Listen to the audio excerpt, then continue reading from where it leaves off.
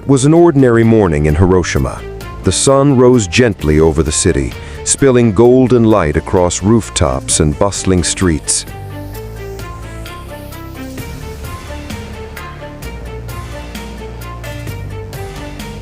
Children ran along narrow lanes, their laughter mingling with the calls of street vendors. Smoke from early cooking fires drifted lazily into the sky. Life carried on, as it always had, unaware of the storm approaching from the heavens.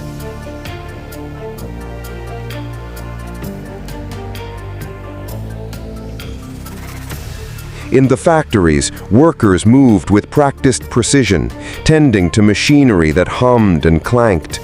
Farmers in the outskirts watched over fields that stretched toward the horizon, thinking only of the harvest to come. Families shared breakfasts, exchanged greetings, and planned their days. Moments small yet infinitely precious.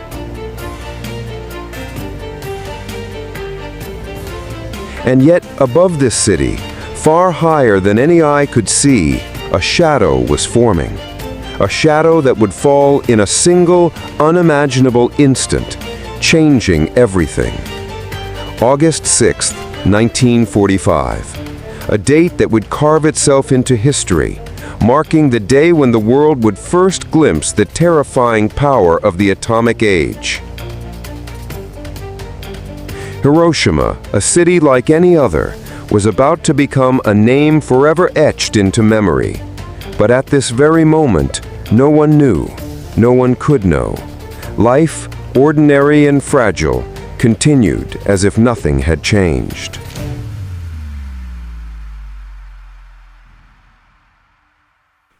By 1945, the world was engulfed in a war of unprecedented scale. Nations clashed across continents, oceans, and skies. It was a war unlike any before, a war where industrial might, technology, and ideology collided with human lives. In Europe, the Allies were pushing back Nazi Germany, liberating cities from occupation. In Asia, Japan had waged an aggressive campaign for empire across China, Korea, and the Pacific Islands, seeking resources and dominance. The conflict was global, relentless, and merciless. For Japan, the war had begun years earlier, fueled by ambitions of empire and survival. Its military forces swept across East Asia in the late 1930s and early 1940s, occupying vast territories and engaging in brutal campaigns. By 1941, Japan had expanded its control to much of Southeast Asia and the Pacific, aiming to secure oil, rubber, and other resources essential for its war machine. Yet these conquests came at an immense cost. Cities were consumed in battles. Civilian populations suffered under occupation and air raids. The economy strained under the relentless demands of war. Despite early victories, Japan's position began to weaken. The war in the Pacific was unlike anything seen in Europe. Vast distances separated islands and nations. Naval supremacy determined survival. Carrier-based aircraft dominated battles, and thousands of lives were lost in the struggle for each strategic island. American forces, after the attack on Pearl Harbor in December 1941, had been slowly pushing back. With each engagement, from Guadalcanal to Iwo Jima, the Japanese forces retreated, losing ground, men, and materiel. Cities like Tokyo, Osaka, and Kobe were firebombed, leaving hundreds of thousands dead or homeless. Hiroshima, however, remained largely untouched by conventional bombing, its industries and military bases intact. In the eyes of the Allies, it became a potential target for a weapon of unprecedented destruction.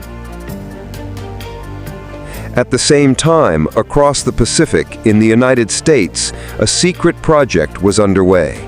Known as the Manhattan Project, it was the culmination of decades of scientific theory and wartime urgency.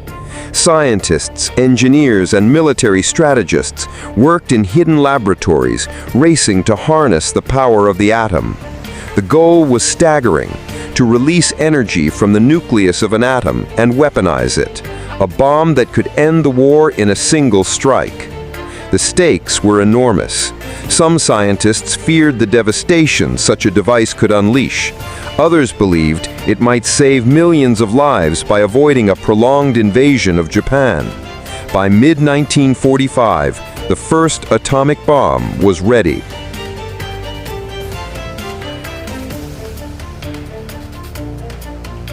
Hiroshima was chosen as the target for a combination of reasons. It was a significant military center, home to troops, supply depots, and factories producing war materials. Its location, a flat, dense city surrounded by hills, would magnify the effects of an explosion. At the same time, it had been spared the heavy bombings that destroyed other cities, making it easier to measure the bomb's full impact. And yet, amidst these strategic calculations, hundreds of thousands of civilians, men, women, and children, lived their lives as they always had, completely unaware of the approaching devastation. On the morning of August 6, 1945, life in Hiroshima seemed ordinary. Shops opened, bicycles rolled along cobblestone streets, children laughed on their way to school, soldiers prepared their positions, families cooked breakfast. The city's rhythm was uninterrupted, unaware that a single plane high above would carry a weapon capable of ending it all. This plane, the Enola Gay, carried a bomb named Little Boy, designed to release an energy equivalent to over 15,000 tons of TNT in a single explosion. The decision to use the atomic bomb was not made lightly. The United States had faced years of brutal conflict in the Pacific, including bloody battles on Iwo Jima and Okinawa.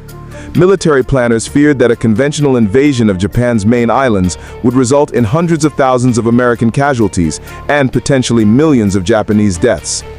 The atomic bomb was seen as a way to force a surrender and end the war swiftly. Yet the moral and ethical implications weighed heavily on scientists, military leaders, and policymakers. The bomb represented a new era in human history, one where technology could annihilate entire cities in moments, leaving the survivors with lifelong scars. Hiroshima therefore stood at the intersection of history, science, and human destiny. It was a city chosen for its strategic significance, yet it was also a city of ordinary people whose lives would forever mark the story of the 20th century. Its fate was sealed not by chance, but by a convergence of military strategy, technological advancement, and the urgency of war.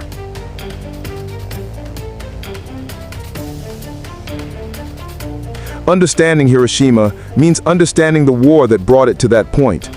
World War II in the Pacific was a war of extremes, island-hopping campaigns where every battle was fought to the last soldier, cities firebombed into ash, lives uprooted, families shattered, entire generations scarred. It was a war that demanded extraordinary decisions, choices that still haunt historians and ethicists today. And within this crucible, Hiroshima waited, a city that would soon witness the power of a new weapon and the cost of human ambition and ingenuity.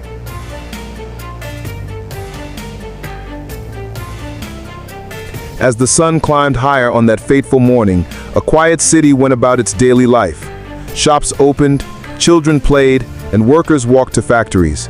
Yet above them, destiny approached silently. In the span of seconds, the world would see the destructive force of the atomic age, forever altering not only Hiroshima, but the course of history itself. At 8:15 a.m., the Enola Gay reached the skies above Hiroshima. The city below was alive with routine. Children walking to school, mothers preparing breakfast, workers moving through narrow streets. And then, without warning, a flash brighter than 1,000 suns split the morning sky.